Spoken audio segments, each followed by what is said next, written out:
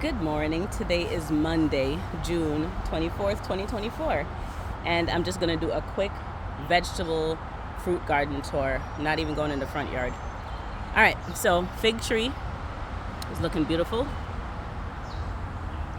I don't see any figs yet, but I'm happy the tree is still alive. It has been through a lot. This is the cilantro going to bloom. And within the past couple of days, that's how much water we've had. 4 inches. This is my little rain gauge.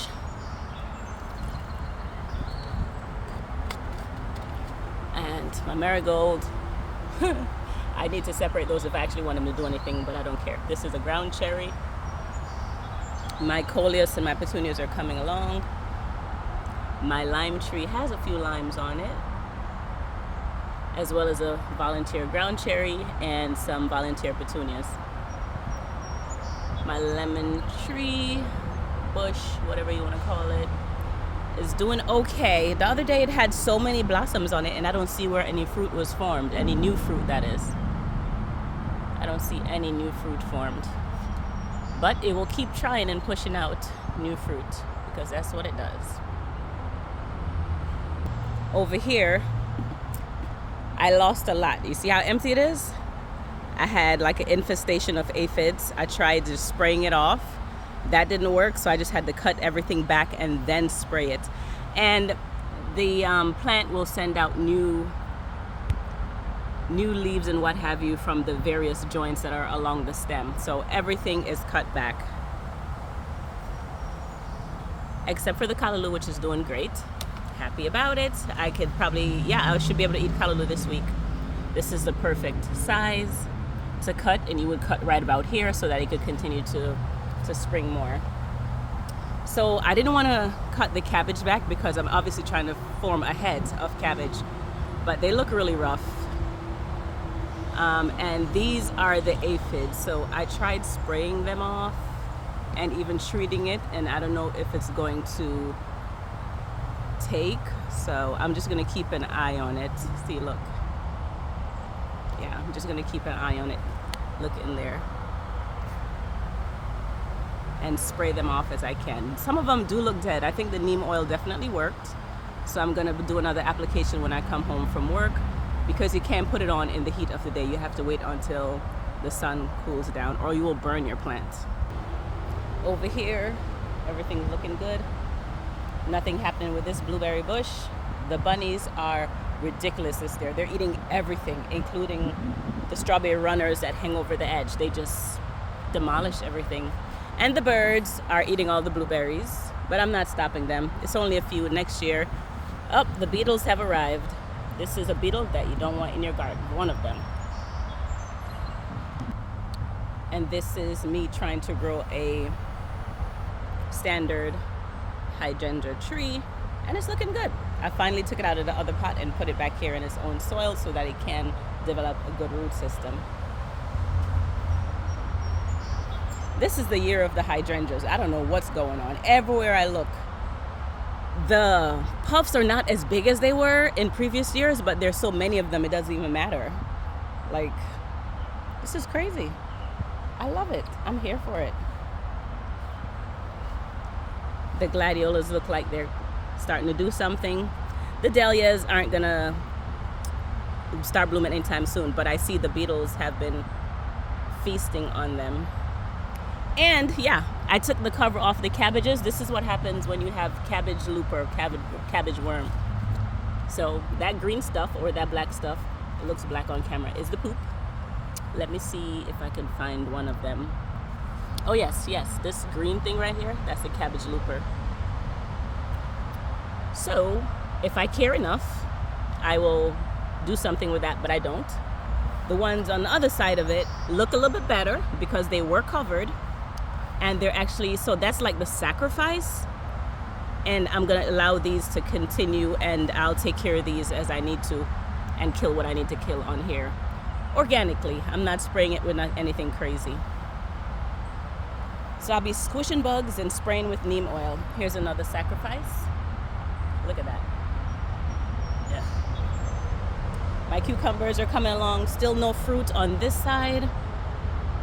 But I might get one soon. And over here, the one that is not doing as big, is not as aggressive, has 2 fruit. And the beets look like they're about ready to come out. These are a different type of beet. They're called cylindra, so they're longer instead of being bulbous. Like that one's a good size. That one's a good size one.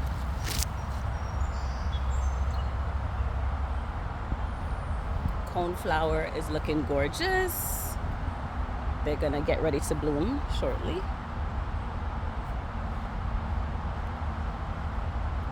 Hydrangeas are nuts, and the oregano is about to bloom. I've never seen it bloom before, so I don't know what color it's gonna be. The yarrow is doing good, and I have my first squash, which is about to get stuck in here. I should probably pull it off. It's gonna get stuck. This is about the size when you want to take them off the plant, unless you want to bake like banana bread. But for fresh eating, you would want to take them off about this size. Well, fresh as in slice them up and saute.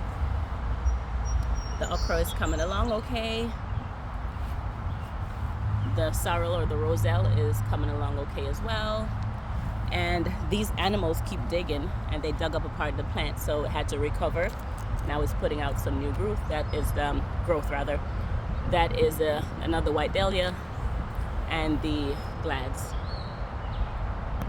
Now I'm in my tomato jungle. There are 3 plants right here. The San Marzano, and it's definitely setting fruit. This is a onion bloom.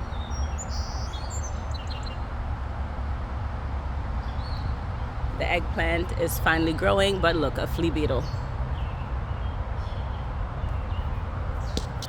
So finally growing, I smushed a flea beetle.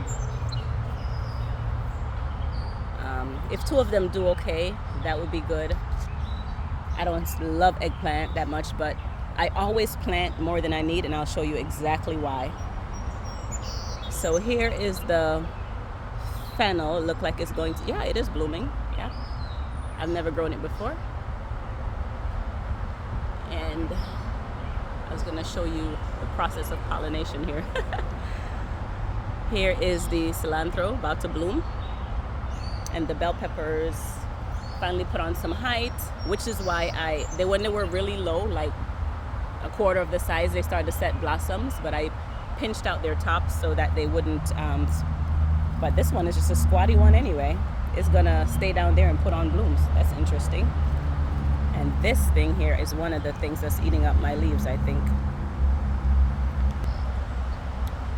Over here, these are the tulip tomatoes, and look at that shape. So that's a tulip tomato, and there's 4 right in here. My potatoes have blossomed, and now they're just hanging out until I'm ready to dig them out. But when I pull them out, these are going to take off, because I did put 3 potato slips in there, and they look like they really took. They look happy and healthy. And the chocho, the chayote, has grown so nicely. Keep trying to strangle the tomato, and I keep bringing it back over. I can't remember what this is. This is a Better Boy tomato. This is a mushroom basket, and this is the shape of the mushroom basket tomato. Better Boy is just a regular round red tomato. Yeah. And I don't see any fruit set on this mushroom basket yet, but it's coming along. If there's a leaf that has like damaged, gross looking on there, I just break it off. I don't want any diseased leaves on the plant, because that'll just make it get sicker faster, and die quicker. These are heirloom varieties, so they're real finicky. And this is another Better Boy with a marigold. Let me go over here. Over here in this bed, I have one tragedy. But look at my sun gold. This is gorgeous. Love it, love it, love it. And it's definitely up there at the top of the trellis already.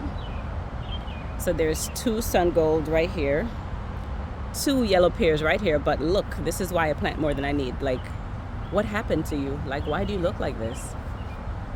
You look like you're absolutely about to keel over. Like, look at this. And the one right next to it, same yellow pear tomato, is fine. And all the other tomatoes in the bed are fine. And I'm gonna replace it because I have some other ones in the house. So what I did was, when I pruned my tomatoes, meaning I took off all the stems and suckers that were here, I put it in water and was able to root it in water, and then you could transplant it out like you would a regular transplant in the spring. These are chocolate cherry, I believe. So when I go back inside, I will show what I did. Okay, so let me actually give an example now. So this is considered a tomato sucker.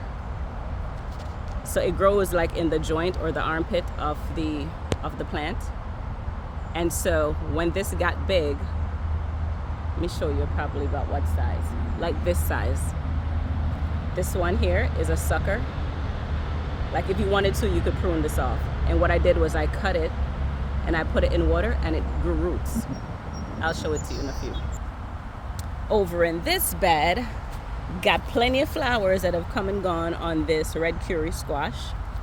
I think I saw yesterday one that might have a fruit, but it's further up. Yeah, I don't even know if it's gonna make it. It already looks discolored, like the bugs got to it. They like the freshest part or the softest part of the plant. This, I think, is this is a Dr. Witches. This is my yellow tomato. This is the Black Beauty. Another Black Beauty. This is that funny looking blossom. So it's a really gnarly looking tomato. This, I believe, is a Gladiator tomato. And over there is a beefsteak tomato.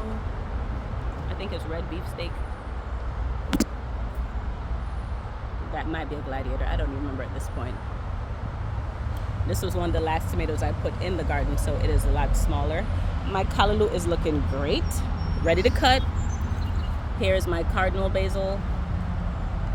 My watermelon is still struggling. The celery that is in here it looked like it took. It's looking healthy, but the 2 that I planted there the same day, they were gone. Bunnies. I knew better. And the corn is starting to tassel. So this is a tromboncino squash. Let me see. This is what the fruit looks like. I can show you a bigger one. All right, so here's the tromboncino, like a bigger one. So the fruit is actually from this point all the way over to this point, and they get really, really large. But because I never do well with the yellow zucchini that's over there in that pot, I grew these because you could eat them young, like a summer squash, but then you can also let them get hardened like a winter squash. Not sure what it tastes like, but I will be trying it.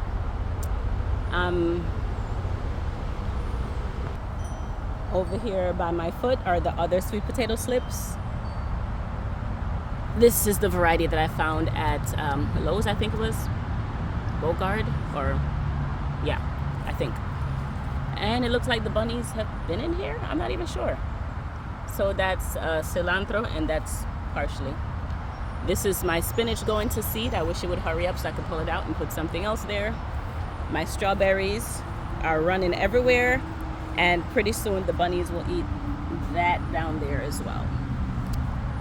My tomatoes in the tower, I believe these are tulip tomatoes, are doing great. This was covered, but the birds still get under there and eat the strawberries, so I just took the cover off because it was squishing the tomatoes and the tall plants anyway.